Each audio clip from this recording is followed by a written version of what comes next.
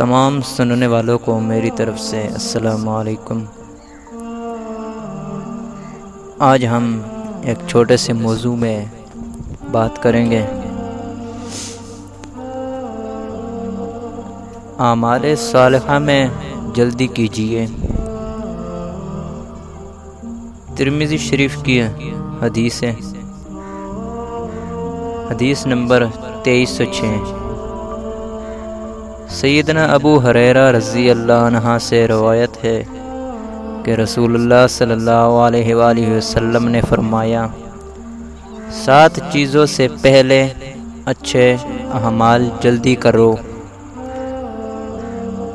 کیا تم ایسے فکر کا انتظار کرتے ہو جو بلا دینے والا ہو، یا ایسی دولت کا جو سرکش بنا دینے والی ہو، یا ایسے مرض کا جو عقل یا جسم کو بگاڑ دینے والا ہو، یا ایسے بڑھاپے کا جو سٹھیا دینے والا ہو، یا ایسی موت کا جو کام تمام کر دینے والی ہو، یا دجال کا جو نہایت بری غیر موجود چیز ہے جس کا انتظار کیا جائے، یا قیامت کا۔ پس قیامت بہت ہولناک اور نہایت کڑوی چیز ہے۔ اکثر انسان غفلت و جہالت کا شکار ہوتے ہیں۔ زندگی کی گہما گہمی میں انہیں اپنی منزل بھول جاتی ہے۔ وہ اسی طرح ادھیڑ بن میں رہتے ہیں کہ اچانک کسی افتاد کا شکار ہو جاتے ہیں، یا یکا انقلاب زمانہ انہیں گھیرتا ہے، کوئی پریشانی اور مصیبت لاحق ہو جاتی ہے، اور پھر کمزوری اور بڑھاپے کے نشانات ظاہر ہونے لگتے ہیں، یا پھر فرشتہ اجل نکارہ موت کے ساتھ آ پہنچتا ہے۔ آگاہ اپنی موت سے کوئی بشر نہیں، سامان 100 برس کا پل کی خبر نہیں۔ اسلام نے ہمیں یہ تعلیم دی ہے کہ زندگی کے ہر لحظہ اور ہر لمحہ کو غنیمت جانو، اور نیک اعمال سر انجام دینے میں کسی غفلت اور سستی کا شکار نہ ہو جاؤ۔ سورہ بقرہ آیت نمبر 148۔ لوگو، تم نیک اعمال بڑھ چڑھ کر حصہ لو۔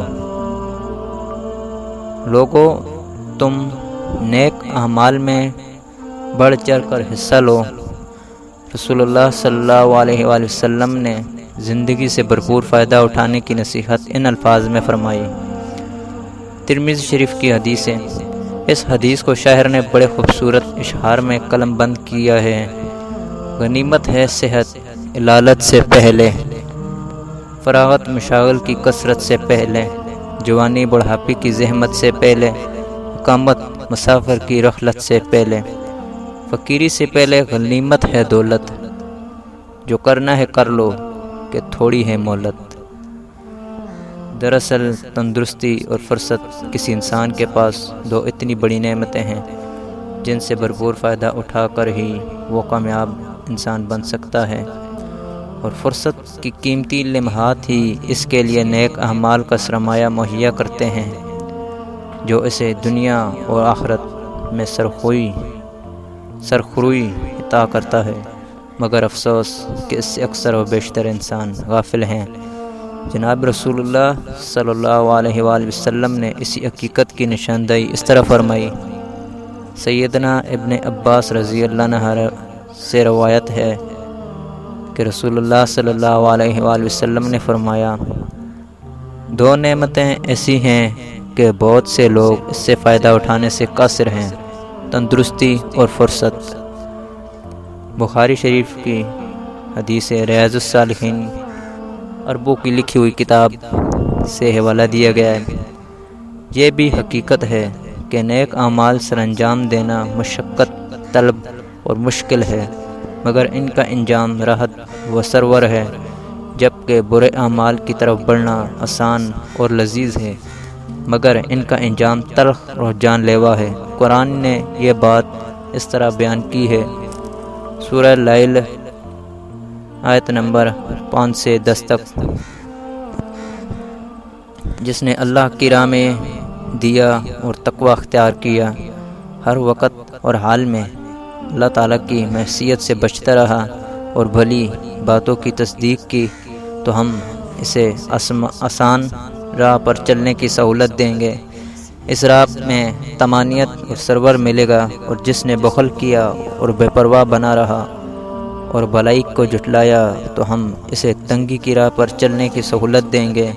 زندگی کا انجام تلخ اور کڑوا ہوگا۔ زیر مطالعہ حدیث مبارک میں نیک اعمال کو بلا تاخیر سر انجام دینے کی تاکید کی گئی ہے۔ نماز کا وقت ہوا تو اسے فوری طور پر قائم کیا۔ صدقہ و خیرات ادا کرنے میں جلدی کی، والدین کی خدمت ہو یا پڑوسیوں کی مدد، بڑوں کا ادب ہو یا چھوٹوں پر شفقت، یتیموں کی سرپرستی ہو یا بیماروں کی تیمارداری، ورزیہ کے ہر نیک کام میں سبقت کی، مبادہ کے ایسے حالات پیدا ہو جائیں جن میں انسان اعمال حسنہ سر انجام دینے میں قاصر اور بے بس ہو جائے۔ مثلاً فکر میں ایسی پریشانی آ گہرے جس کے متعلق ارشاد ہوا، بعض اوقات انسان کو فکر اور تنگستی کفر تک پہنچا دیتی ہے۔ جناب رسول اللہ صلی اللہ علیہ وآلہ وسلم نے ایسے فکر سے اللہ تعالیٰ کی پناہ طلب کی ہے۔ ایسی دولت جو انسان کو سرکش بنا دے، جیسا کہ خزانہ قارون کہ اس نے اسے غرباء و مساکین پر صرف نہ کیا اور وہ اپنے تمام خزانوں سمیت زمین میں دنسا دیا گیا، یا پھر کوئی انسان ایسے مرض میں مبتلا ہو جائے جس کی وجہ سے وہ عبادت اور ریاضت سے بھی قاصر ہو جائے۔ بسا اوقات بڑھاپے کے اس مرحلہ پر پہنچ جائے کہ وہ فہم بصیرت سے عاری ہو جائے، یا پھر ناگہانی موت آ جائے کہ توبہ کی توفیق سے محروم ہو جائے۔ قرب قیامت کے فتنوں میں سے مسیح الدجال کا فتنہ ہے۔ دجال کے معنی جھوٹا اور کذاب کے ہیں۔ یہ شخص لوگوں کو دیار و مسار میں گمراہ کرتا پھرے گا، کبھی نبوت کا اور کبھی الوہیت کا دعویٰ کرے گا۔ ہزاروں یہودیوں کے لشکر کے ساتھ سیدنا عیسیٰ علیہ السلام کے ہاتھوں اپنے انجام کو پہنچے گا۔ سیدنا عیسیٰ علیہ السلام دمشق کی جامع مسجد کے مشرقی کنارے پر آسمان سے نازل ہوں گے۔ اس وقت امام مہدی علیہ السلام اپنی فوج کے ساتھ آپ کے استقبال کے لیے موجود ہوں گے، اور عیسیٰ علیہ السلام ان کی اقتداء میں نماز پڑھیں گے۔ پھر وہ اسلامی لشکر عیسیٰ علیہ السلام کی قیادت میں آگے بڑھے گا اور بیت المقدس کے پاس کے مقام پر دجال اپنے پیروکاروں کے ساتھ تباہ برباد ہو جائے گا۔ خلاصہ دائرہ معارف اسلامیہ پنجاب یونیورسٹی۔ جناب رسول اللہ صلی اللہ علیہ وآلہ وسلم کی دعاؤں میں فتنہ مسیح الدجال سے بھی اللہ تعالیٰ کی پناہ طلب کی گئی ہے۔ قیامت بھی اچانک آ سکتی ہے۔ حدیث میں آتا ہے کہ لوگ کاروبار دنیا میں مشغول و مصروف ہوں گے، زبردست زلزلوں جھٹکوں سے اللہ تعالیٰ کے حکم سے یہ دنیا زیر و زبر ہو جائے گی۔ اس وقت حمالہ اور کیٹو کی چوٹیاں روئی کے گالوں کی طرح فضا میں ادھر ادھر اڑتی پھریں گی۔ قرآن اس کا ذکر اس طرح کرتا ہے، القاریۃ ما القاریہ، سورہ قاریہ آیت نمبر 1 سے 5 تک۔ کھڑکھڑانے والی کیا ہے وہ کھڑکھڑانے والی، اور آپ کیا جانیں کہ کھڑکھڑانے والی کیا ہے۔ جس دن لوگ بکھرے ہوئے پروانوں کی طرح ہو جائیں گے، اور پہاڑ ایسے جیسے مختلف رنگوں کی دھنکی ہوئی اون۔ انسان کو اعمال حسنہ سر انجام دینے میں قطعی تاخیر نہیں کرنی چاہیے۔ معلوم نہیں کہ آئندہ لمحہ کیا کچھ ہو جائے۔ ابھی عاجز یہ سطور لکھ رہا تھا کہ موجودہ حکومت کا تختہ الٹ گیا اور فوج نے ملک کا اقتدار سنبھال لیا۔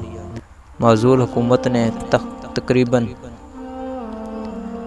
آج سے 2 سال قبل قومی اسمبلی سے قرآن و سنت کو سپریم لا کے طور پر منظوری دی تھی، جس پر انہیں بڑی شاباش ملی تھی، جسے سینٹ نے آج تک منظور نہیں کیا، اور نہ ہی قومی اسمبلی نے اس پر تگ و دو کی، بلکہ معزول حکومت نے چپ سادھ لی۔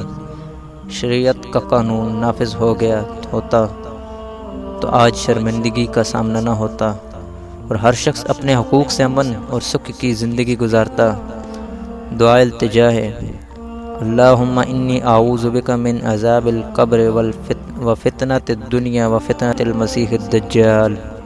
اے اللہ، میں عذاب قبر اور دنیا کے فتنہ اور دجال کے فتنے سے تیری پناہ میں آتا ہوں۔ صدق اللہ العظیم۔